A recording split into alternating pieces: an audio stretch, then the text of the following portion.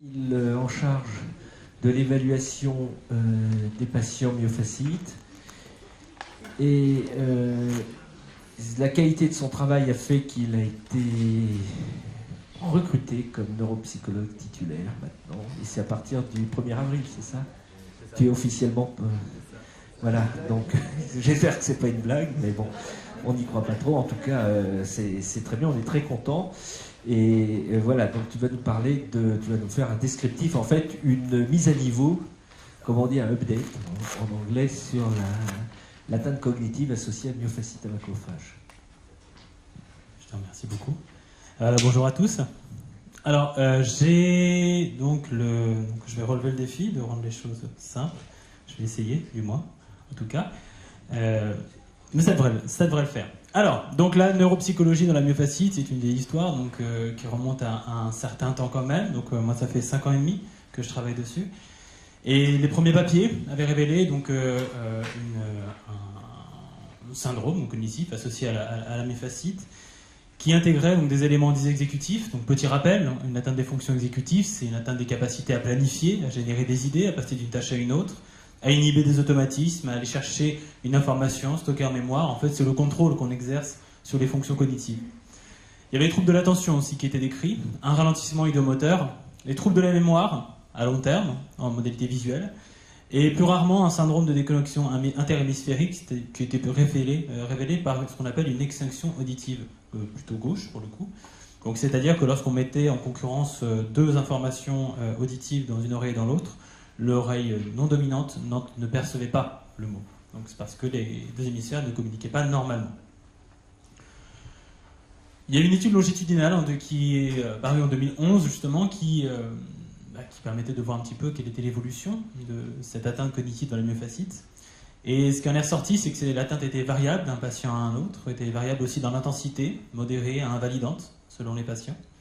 Elle n'était pas corrélée au niveau de douleur, de fatigue et de dépression. C'est ce qui a toujours été mis en évidence et ce qui est toujours mis en évidence aujourd'hui, c'est que les troubles cognitifs dans la myofasciite ne sont pas liés au niveau de douleur, au niveau de fatigue et au niveau de dépression. Et que ces troubles étaient stables dans le temps. Donc, plusieurs données d'observation clinique, ça fait, comme je vous l'ai dit, 5 ans et demi maintenant, bientôt 6. Ces observations et les données aussi de l'étude de 2011 ont mis en évidence qu'il y avait une altération cognitive qui était différente selon les patients, que tous les patients ne présentaient pas toujours les mêmes symptômes. Donc c'était relativement hétérogène et qu'il y avait une récurrence quand même des troubles mnésiques à long terme, donc capacité à stocker des informations à long terme, mais plutôt en modalité verbale. Alors ce qui a été décrit initialement était plutôt en modalité visuelle. Et que certains patients également ne présentaient pas de troubles cognitifs, ou en tout cas pas de troubles cognitifs détectables par nos tests. Donc, il y avait éventuellement, on s'est posé la question d'une certaine réactualisation de l'évaluation cognitive ou du profil du phénotypage des troubles cognitifs dans la myofasciite. Donc le protocole, bon, certains patients sont dans la salle, le connaissent un petit peu. On fait toujours une évaluation préalable, bien sûr, de la douleur, de la fatigue et de la dépression. Bien sûr, les échelles utilisées, notamment dans la fatigue et la douleur, sont à faire évoluer. On a évalué également, donc, bien sûr, les fonctions exécutives de l'attention, tous les types de mémoire, court terme, long terme, à chaque fois dans les deux modalités, modalité verbale, modalité visuelle, donc hémisphère gauche, hémisphère droit. Également ce qu'on appelle les fonctions instrumentales, donc notamment les praxies, donc on regarde les capacités gestuelles, et également le langage, avec la dénomination orale, et enfin, on évalue aussi les capacités d'écoute dichotique. La révélation du profil neuropsychologique, donc, qui a été effectuée, je vais le mettre comme c'est ici, sur 105 patients, avec donc 28 hommes, 77 femmes, 45 ans d'âge moyen, et les niveaux socioculturels qui vont de 3 à 7. Donc on met en évidence, ont permis de classer les patients en 4 groupes, avec selon justement les tests qui ont été proposés dans le bilan. Un groupe ne présentait pas, on va les présenter en détail après, ne présentait pas de troubles cognitifs significatifs, et c'est la majorité, enfin, c'est pas la majorité des patients, mais c'est le groupe le plus fourni, 41 patients. Un autre groupe présentait des troubles cognitifs d'allure sous-cortico-frontale. Alors quand je dis sous-cortico-frontale, ça veut dire avec une atteinte des fonctions qui sont gérées par les boucles qui relient le cortex préfrontal, les structures internes du cerveau qu'on appelle les nuages centraux, et les hémisphères cérébelleux. Donc les fonctions exécutives et l'attention. Un autre groupe présentait des troubles mnésiques, d'allure hippocampique, c'est-à-dire des troubles de stockage en mémoire à long terme, mais plutôt en modalité verbale. Et enfin, un groupe qui présentait une extinction auditive gauche, donc plutôt à gauche, parce que le langage est à gauche. Enfin, on ne va pas revenir sur les coups dichotiques, si on a des questions tout à l'heure, on y reviendra. Et donc on va commencer avec le premier groupe, qu'on a appelé le groupe subsymptomatique. Donc là, ces patients-là, donc il y en a, comme je l'ai dit, 41, toujours une majorité de femmes, bien sûr. Donc l'âge moyen est de 46 ans. Là, on n'observe pas de troubles cognitifs chez ces patients. J'ai oublié d'actualiser le chiffre en bas, excusez-moi. Donc c'est-à-dire que l'ensemble des scores au test, notamment ce qu'on appelle les Z-scores, qui sont en fait une base, en fait, un score qui permet de lisser, de normaliser les patients, en prenant compte de leur âge et de leur niveau d'études, eh bien, ces patients-là ne présentent aucun trouble cognitif, c'est-à-dire aucun score qui passe le seuil pathologique au test proposé. Or, quand on évalue, quand on regarde un petit peu, on analyse les scores obtenus par ces patients-là, on se rend compte qu'il y a quand même des tests qui ressortent qui sont moins bien performés que tous les autres. Et c'est les tests qui évaluent notamment l'attention sélective visuelle, qu'on énoncera un tout petit peu tout à l'heure, vous allez voir. Donc l'attention sélective visuelle. Et donc ces patients ne présentent pas de déficit, c'est un fait, mais ils présentent une faiblesse significative. Ils sont significativement moins bons sur ce test-là. Ensuite, on a également les patients profil 2 sous-cortico-frontal. Donc, pour intégrer ces patients dans le groupe sous-cortico-frontal, il fallait que les patients présentent au moins des scores inférieurs, au seuil pathologique à au moins 2 subtests. Donc, parmi ceux qui sont proposés ici. Donc, avec une atteinte des fonctions exécutives, une atteinte des capacités attentionnelles. Donc là, on a 31 patients, soit 29% de la population totale. Donc là, on voit clairement que ces patients présentent des troubles d'inhibition, de flexibilité mentale, des difficultés aussi pour générer les idées, les informations. Ils sont plutôt bien préservés en revanche en mémoire à court terme. Et on voit également donc, des performances en attention sélective visuelle qui sont significativement plus altérées que les autres tests. Donc l'attention ressort encore dans ce groupe de patients. Encore une fois, je vous rappelle que aucun de ces résultats, est corrélé au niveau de douleur, de fatigue et de dépression. Les patients donc papésiens, qui présentent des troubles mnésiques, donc pour être intégrés, en fait, pour être reconnus comme papésiens, ces patients-là doivent avoir un score inférieur au seuil pathologique à au moins 2 subtests, parmi ceux qui sont proposés, qui évaluent les capacités de stockage, de reconnaissance et de consolidation de l'information en mémoire à long terme. Donc tous les patients inclus dans ce groupe ont eu des performances au moins pathologiques à au moins 2 subtests parmi ceux qui sont évoqués en dessous.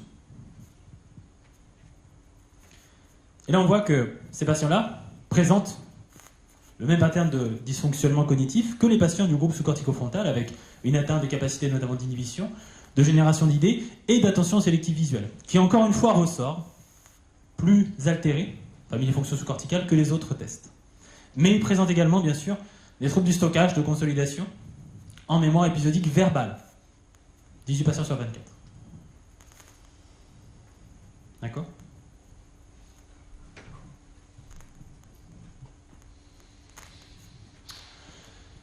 Le profil, numéro 4, l'extinction auditive. Donc là, les patients qui ont été inclus dans ce groupe ont présenté ce qu'on appelle une extinction auditive donc dans une oreille, donc c'est-à-dire souvent l'oreille gauche, c'est-à-dire qu'ils n'ont pas... Il y a eu un score significativement différent entre l'oreille gauche et l'oreille droite, dans les deux conditions. Il faut que ce soit la même oreille qui soit concernée. D'accord ? Par exemple, vous avez normalement un score sur 60 pour la condition mot. Si vous avez un score de 20 sur 60, supportable. Voilà, c'est là. Ouais. Les téléphones ? Non ? Si. Merci. Si vous avez un score de 20 sur 60 à l'oreille gauche contre 60 sur 60 à l'oreille droite au premier test et que vous avez un score de 5 sur 20 aux phrases à l'oreille gauche et 20 sur 20 à l'oreille droite au deuxième, la condition phrase, à ce moment-là, on peut parler d'extinction auditive. D'accord ? Il faut que ça soit toujours la même oreille qui soit concernée. Sinon, ça ne fonctionne pas. D'accord ? Donc les critères ont été quand même relativement assez précis. Et donc là, ce qu'on remarque, c'est que ces patients, encore une fois, présentent des dysfonctionnements exécutifs, donc flexibilité mentale, inhibition, génération d'idées, également des troubles attentionnels, encore une fois très marqués, des troubles du stockage. Et donc ça veut dire qu'on a les mêmes symptômes que dans le groupe papésien, trouble du stockage et consolidation en mémoire épisodique et souvent verbale, même très souvent, même essentiellement en modalité verbale, mais également, excusez-moi, une extinction auditive. D'accord? C'est pour ça qu'on les a mis dans le groupe extinction. Lorsqu'on regarde, donc on compare bien sûr donc les groupes, les patients sous corticofrontaux sont significativement plus altérés que les patients subsymptomatiques au niveau des fonctions exécutives et de l'attention sélective visuelle. D'accord, c'est normal, ils passent tous le seuil pathologique pour les tests concernés. Là, bon, ça va être la même chose pour les papésiens avec en plus la mémoire épisodique verbale. Et pour les patients extinction, la même chose, on rajoute également l'écoute dichotique, notamment pour les mots oreille gauche, ce qui ressort, ce qui est tout à fait logique. Mais ce qui est vraiment intéressant d'observer, c'est les différences entre les groupes de patients qui présentent des scores pathologiques. Et là, on se rend compte que les patients avec troubles mnésiques, eh bien, la seule chose qui va les différencier du groupe sous-corticofrontal, donc les patients avec troubles exécutifs et attentionnels, c'est les performances en mémoire. C'est-à-dire qu'il n'y a pas de différence significative entre les patients sous-corticofrontaux et les patients papésiens pour ce qui est des scores aux fonctions exécutives et de l'attention. C'est-à-dire qu'on a une base symptomatique commune qui se dessine entre les patients avec, vous allez le voir un petit peu après, des troubles surajoutés. Même chose pour le groupe extinction, on se rend compte que par rapport aux sous-corticofrontaux, ils ont une base, donc ils n'ont pas de différence significative au niveau des performances exécutives et attentionnelles. En revanche, les patients extinction vont significativement moins bien performer sur la mémoire à long terme verbale et également sur l'écoute dichotique. Et entre les patients extinction et les patients papésiens, on se rend compte que la seule différence réside au niveau de l'écoute dichotique, c'est-à-dire qu'ils ont une symptomatologie qui n'est pas significativement différente en ce qui concerne les fonctions exécutives, l'attention et la mémoire épisodique. Donc là, on regarde l'analyse comparative et on regarde un petit peu notamment. Super. Et bien, on regarde là, par exemple, on a le groupe papèse extinction qui présente certaines similitudes au niveau des performances en mémoire et notamment en consolidation, avec un petit creux ici. D'accord? Et vous avez ici le groupe subsymptomatique avec les performances qui sont dans la norme, en moyenne. Et là, on a une cassure qui s'observe au niveau notamment des tests des barrages, donc au niveau de l'attention. D'accord? Et cette cassure, je vous le rappelle, lorsqu'on évalue les performances intragroupales, elle est significative, cette cassure.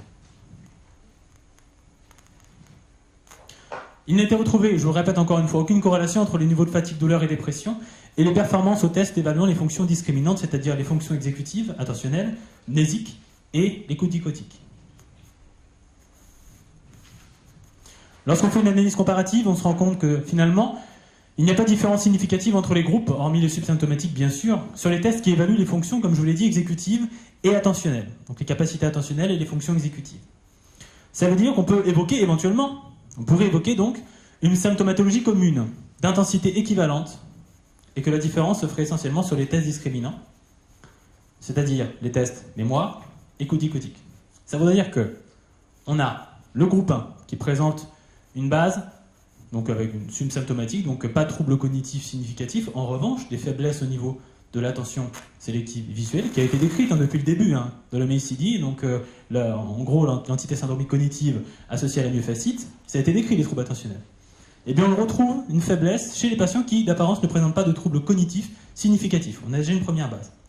Lorsque les patients présentent des troubles cognitifs significatifs, on a également donc, dans ces groupes-là les patients qui présentent donc le trouble avéré en attention sélective visuelle et un syndrome dysexécutif. Cette base de symptômes, on la retrouve de manière quasi équivalente chez le groupe papésien. Ça veut dire que les patients papésiens vont présenter c'est la même base de symptômes que les sous-corticofrontaux, avec en plus, notion de symptômes surajoutés, un déficit en mémoire épisodique verbale. Et lorsque vous prenez le groupe 4, on va avoir la même base de symptômes enfin, les symptômes communs, déficit d'attention sélective visuelle, syndrome dysexécutif, même base que donc sous-corticofrontaux et papésiens, avec en plus le trouble de mémoire épisodique verbale, donc la même chose que les papésiens, et en plus l'extinction auditive gauche. Donc on a vraiment cette notion de symptômes surajoutés qui va ressortir, et donc on peut évoquer une dimension de graduation de l'atteinte cognitive en fonction des groupes. Donc avec un niveau de gravité potentielle de l'atteinte cognitive selon qu'on soit un profil 1, 2, 3 ou 4. Donc ça change quand même pas mal de choses dans la manière de lire la symptomatologie dans le cas de la myofascite à macrophage. Et ce qui est intéressant, pour après, quand on fera des comparatifs avec d'autres pathologies, c'est de voir le niveau de spécificité de ces symptômes. C'est-à-dire qu'on a une association, quand même, plus on avance dans la symptomatologie, plus on a des troubles qui peuvent être potentiellement spécifiques. Donc ça peut être intéressant. Dans les idées notamment, on parlait justement de marqueurs non-invasifs, ça pourrait être intéressant avec l'association notamment de techniques d'imagerie, que ce soit l'IRM, pour notamment écarter la sclérose en plaques, ou également le TEP avec les hypométabolismes quasi-pathognomoniques. Donc ce serait un élément intéressant pour le futur. Donc ça, c'est un petit retour sur les profils. On va revenir un tout petit peu sur le groupe justement de groupe de patients qui présentent des troubles mnésiques. On a donc en total dans ce groupe-là 24 patients. 18, je vous l'ai dit, présentent des troubles mnésiques spécifiques en modalité verbale. Et alors on se rend compte que là finalement, on a le rappel total 1, le rappel total 2, le rappel total 3. Alors pour vous expliquer un petit peu, on donne une liste de 16 mots aux patients. Le but c'est de faire retenir les mots sur 3 essais. D'accord ? On évalue de cette manière ses capacités à stocker les informations avec à chaque fois une tâche interférente qui permet au circuit de Papez de s'activer. Pour vous expliquer très rapidement, je vous donne une information, vous la comprenez, d'accord ? Vous y associez une petite technique d'apprentissage, on appelle ça l'encodage. Ensuite, on passe à autre chose. Dès lors que vous ne maintenez pas l'information en tête, que vous passez à autre chose, votre cerveau tente automatiquement de la sauvegarder. Vous activez à ce moment-là ce qu'on appelle le circuit de Papez, notamment les hippocampes. Et donc nous, ce qu'on évalue là, c'est les capacités de rétention des informations sur justement l'apprentissage répété qui permet justement le passage de l'influx nerveux dans le circuit de Papez et la création de nouvelles connexions entre neurones qui est le support de nos souvenirs. Et donc là, on se rend compte que le nombre de patients qui présentent un score en dessous du seuil pathologique s'accroît au fur et à mesure des rappels. Alors là, ce que l'étude justement précise, détaillée de ces performances montre que les patients présentent un petit apprentissage au niveau des scores bruts. C'est-à-dire qu'au niveau des scores sans non normés, les patients retiennent des mots et un peu plus de mots en fonction des rappels. Mais lorsqu'on norme ces scores, on se rend compte que cet apprentissage est insuffisant. Donc il y a un effet, ce qu'on appelle de plafonnement des performances mnésiques. D'accord ? Et donc au fur et à mesure, les scores donc, deviennent de plus en plus pathologiques au vu des normes. La constante, c'est que tous les patients présentant un trouble en mémoire épisodique verbale présentent un score pathologique en rappel différé, c'est-à-dire 30 minutes plus tard, 20 à 30 minutes plus tard. Et là, on évalue ce qu'on appelle la consolidation.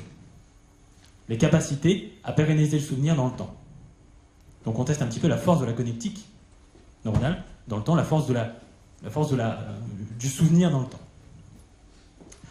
Et lorsqu'on regarde justement l'effet du temps, donc là on évalue les scores bruts, d'accord ?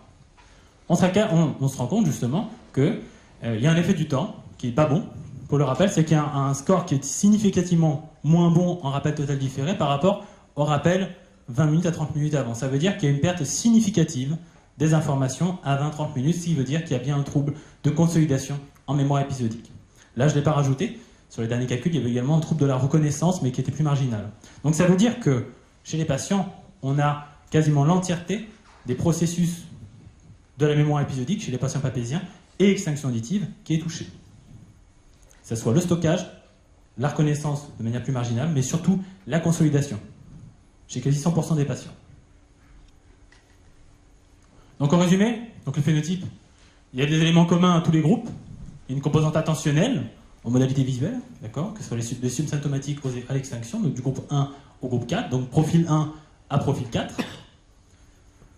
Il y a une symptomatologie commune entre des groupes 2 à 3 qui intègrent donc des éléments dits exécutifs et également des troubles de l'attention sélective en modalité visuelle, parce que c'est la seule modalité évaluée. Vous verrez que là, on a étendu à l'attention auditive. Et on a également une forme d'altération cognitive plus sévère, donc c'est-à-dire en fait on a des formes d'altération plus sévères, donc groupe 3, groupe 4, avec une atteinte mnésique épisodique essentiellement en modalité verbale. Le déficit en modalité visuelle est bien plus rare, et vous verrez sur l'ébauche de l'étude longitudinale que ce trouble en modalité visuelle, il est encore plus marginalisé par les éléments qu'on a obtenus. Donc on a essentiellement une atteinte mnésique épisodique en modalité verbale, et également dans le groupe 4, donc un autre symptôme surajouté, extinction auditive unilatérale, gauche dans la grande majorité. Et ce qui fait également, ce qui est un élément non négligeable et très important, c'est l'absence d'atteinte des fonctions instrumentales.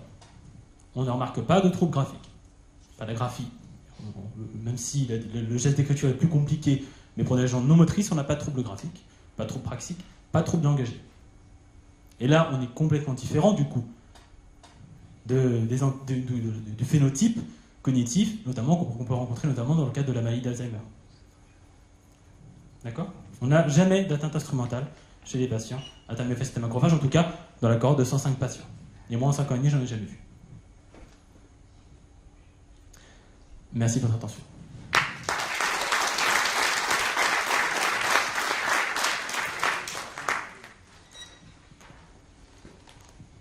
Merci beaucoup, Mehdi. Est-ce qu'il y a des questions? On va commencer par Yves et puis après. En fait, moi, quand je sais pas si c'est parce que j'ai déjà vu plusieurs fois des exposés sur ce sujet et qu'il m'en reste des petites bribes et que voilà, mais j'ai l'impression qu'on peut être dans plusieurs groupes comme ça. J'ai l'impression qu'on peut faire partie de plusieurs de ces groupes. Moi, non, mais enfin, parce que je reconnaissais des choses qui semblaient me concerner dans plusieurs groupes. Mais ah oui, c'est sûrement. Voilà. Peut-être que j'ai pas bien. Quand... Voilà, j'ai peut-être pas bien vu la synthèse, mais je veux juste vous dire aussi, il y a quelque chose qui m'intrigue, mais j'ai peut-être jamais eu l'occasion de vous reposer la question, mais qui est régulier. L'extinction auditive gauche, je crois que ça me concerne. Ça ne veut pas dire qu'on n'entend plus. Hein, et je voulais juste vous dire qu'au contraire, moi je suis atteint de ça, mais je souffre du bruit particulièrement de l'oreille gauche. Ça n'a rien à voir. Et quand je vais dans un concert, c'est un bouchon à l'oreille gauche que je mets là-bas. Oui, avec le micro. Donc ça n'a rien à voir, mais... Voilà, non, l'extinction auditive ne veut pas dire perte d'audition, d'accord? C'est pas incompatible, en fait, c'est quelque chose qui ne va pas vous marquer, vous n'allez pas pouvoir vous en rendre compte dans la vie de tous les jours. En fait, c'est lorsqu'on met en concurrence, le principe d'extinction, c'est que, alors pour vous expliquer schématiquement, et le plus simplement du monde, alors on met donc des écouteurs dans vos oreilles, et on envoie des informations verbales dans les deux oreilles, des informations différentes, d'accord? Donc l'oreille gauche envoie à l'hémisphère droit. L'hémisphère droit, c'est ce qu'on appelle l'hémisphère non dominant pour le langage, c'est-à-dire que ce n'est pas lui qui permet de décoder le langage. L'information de l'oreille droite arrive dans l'hémisphère gauche. D'accord? Donc elle, pas de problème, elle arrive directement à destination, là où elle va être décodée. Classiquement, le chemin, en fait, de l'information qui arrive dans l'oreille droite, c'est de passer par le corps calleux pour aller dans l'hémisphère gauche pour être décodée. D'accord? Les informations brutes arrivent dans l'oreille droite, et pour être décodées au niveau du langage, elles passent dans l'oreille gauche. Le problème, c'est que lorsque vous avez une atteinte des connexions entre les deux hémisphères, eh bien, l'information qui arrive dans l'oreille gauche, dans l'hémisphère droit, ne peut pas transiter. D'accord? Et notamment, essentiellement, dans une condition qui est la condition contralatérale. Lorsque vous mettez, c'est-à-dire que si je vous mets juste un écouteur dans l'oreille gauche, on peut avoir une connectique ipsilatérale qui relie l'oreille gauche à l'hémisphère gauche. Donc le mot pourra être parfaitement compris.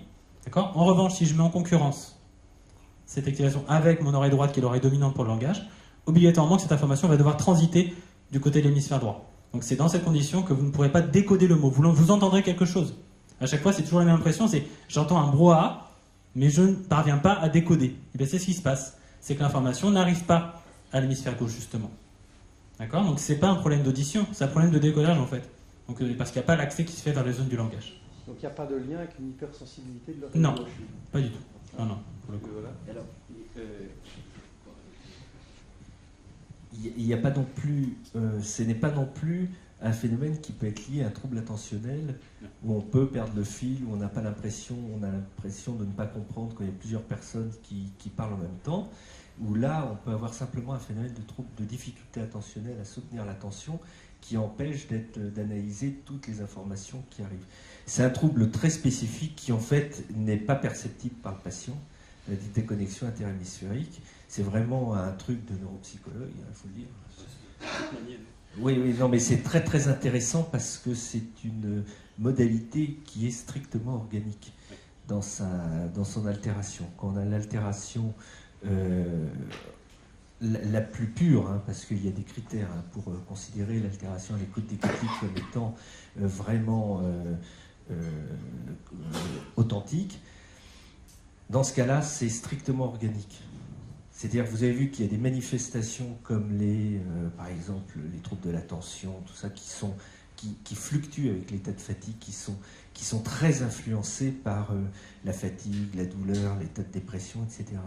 Donc c'était un gros travail qu'on avait fait, qui était compliqué, parce que c'était un contre-argument qu'on nous opposait, que c'était des phénomènes non spécifiques qu'on enregistrait. En fait, comme vous avez vu, ils sont en fait ils ne sont pas corrélés avec l'état de fatigue, enfin le niveau de fatigue, le niveau de douleur, le niveau de dépression, même si pour un individu donné, quand il est plus fatigué, il va moins bien performer. Mais je dirais ça comme tout le monde.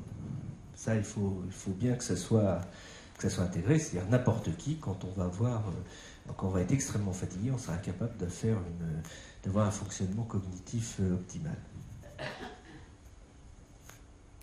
Dans votre nouvelle étude, on voit donc qu'il y aurait plutôt des troubles de la mémoire verbale, mais pas trop du coup au niveau de la mémoire visuelle. Et ce matin, par rapport au PET scan, on a vu qu'il y avait une atteinte au niveau temporal, mais au niveau des deux côtés. Donc du coup, est-ce que vous avez des éléments par rapport à ça? Alors, l'étude sur PET scan avait montré qu'on n'avait pas de corrélation entre les troubles musique et les hypométabolismes observés. Donc, ça veut dire qu'on ne pouvait pas corréler ça. Donc, on ne s'explique pas vraiment pourquoi est-ce que c'est dans une seule modalité. Néanmoins, quand c'est dans une seule modalité, ça permet au moins de localiser. C'est quelque chose qui est récurrent chez tous les patients. Néanmoins, je le répète, sur l'étude PET, justement, sur l'étude TEP, on avait montré qu'il n'y avait pas de corrélation entre les performances musique et les hypométabolismes. Mais voilà, mais le fait que ce soit très localisé, justement, ce sont des éléments qu'on va investiguer de manière très précise, avec beaucoup d'énergie. Du coup.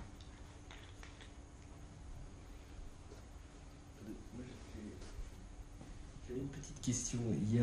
D'abord, tu disais que c'est l'attention visuelle qui a l'air d'être l'élément, le déficit de l'attention visuelle qui a l'air d'être l'élément le plus constant.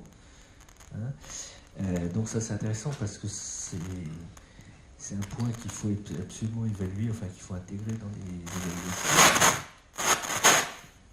C'est qui? J'ai éteint mon téléphone. On a une difficulté, c'est-à-dire que l'évaluation neuropsychologique, c'est un truc qui est assez compliqué quand même. Parce que d'abord, il faut des neuropsychologues formés, il faut passer des tests, c'est assez long, parce que tu dis 1h15, mais c'est le score minimum, je pense. Hein. Ça peut être un peu plus long. Est-ce que tu penses qu'on pourrait réduire la batterie à des tests plus spécifiques? C'est toujours un problème, hein, ça, parce que si on raccourcit la batterie de tests, si on la diminue, on va évidemment rendre beaucoup plus facile son application et son utilisation chez les patients, mais on va diminuer la qualité de l'analyse neuropsychologique et la détection d'anomalies. Donc ça, c'est très clair. Et deuxième question, à Mondor, il me semblait qu'il y avait un gros travail qui était fait sur des batteries, enfin des modalités d'évaluation informatisées qui allaient beaucoup plus vite, puisque j'avais servi de cobaye à Laurie pour ça, donc je me souviens bien que ça allait assez vite. D'ailleurs, elle n'a jamais voulu me donner les résultats, ce qui devrait vous inquiéter beaucoup. Mais voilà, est-ce que tu crois qu'on pourrait avoir, par exemple, une batterie de tests qui soit, parce que c'était en fait presque de l'autotest en plus, c'est-à-dire qu'on travaillait tout seul sur l'ordinateur, et ça, c'est des choses qui sont, pour l'évaluation de cohortes de patients, je pense que c'est très très utile d'avoir des méthodes qui soient les plus simples possibles, parce que dès qu'on complexifie, on rend les choses impossibles. Alors, sur cette batterie de test, elle n'est pas très utilisée, et puis le problème, c'est qu'elle est souvent unimodale, donc on évalue une seule modalité, et ça perd du coup en capacité d'exploration au niveau neuro. Après, sur le bilan neuropsychologique, justement, hein, mon premier travail sur mes premiers temps dans l'équipe, ça a été déjà de réduire drastiquement le bilan, qui était très très très long, qui durait environ 4-5 heures. On l'a réduit à 1h30 environ, 1h15, donc les patients les plus rapides, entre guillemets. Je pense qu'on peut tendre à avoir un bilan, je pense qu'on ne pourra jamais descendre en dessous d'un bilan d'1 heure. Après 1 heure, le temps un TEP, ça ne dure pas beaucoup moins longtemps, et puis le déplacement en IRM, c'est aussi relativement long. Pour les expériences en hôpital de jour, c'est assez sympa. Mais non, mais pour le coup, oui, on pourrait peut-être rendre... Justement, ces études-là permettent de réduire un petit peu le spectre de l'évaluation neuropsychologique aux éléments essentiels de la myofasciite, et bien sûr avoir quand même des tests qui permettent d'écarter tout autre diagnostic. Ça reste important, par exemple, notamment l'évaluation des fonctions instrumentales. Après, sur la spécificité de l'attention sélective visuelle, je me permets maintenant de mettre un peu de guillemets, parce qu'en évaluant l'attention de manière très sélective, et ça sera le sujet de l'étude d'attention, on se rend compte que finalement, on n'est plus très sûr de savoir ce qu'on évalue. avec les barrages, qui est un test qui peut être un peu biaisé, mais qui est toujours pathologique. Et donc c'est ça qui est intéressant, c'est finalement qu'est-ce qu'on évalue avec ce test-là. Bien que là, les résultats qu'on a obtenus sont relativement préliminaires, mais il se trouve que la tension auditive est également altérée chez les patients myélofascites. Mais bon, on n'abandonne pas l'idée d'atteindre de la tension visuelle sélective. Mais c'est vrai que dans le futur, on va apporter notre choix des tests va être porté sur des tests très spécifiques et très précis, avec le but, bien sûr, c'est de rendre le bilan le moins chronophage possible, bien entendu, parce qu'il y a quand même un biais enfin, il ne faut pas qu'il y ait qu'on soit ensuite biaisé par la fatigue, mais je pense qu'en 1h15, 1h30, jusque-là, les résultats ont été plutôt positifs par rapport à la corrélation fatigue-douleur-dépression. Mais en tout cas, voilà.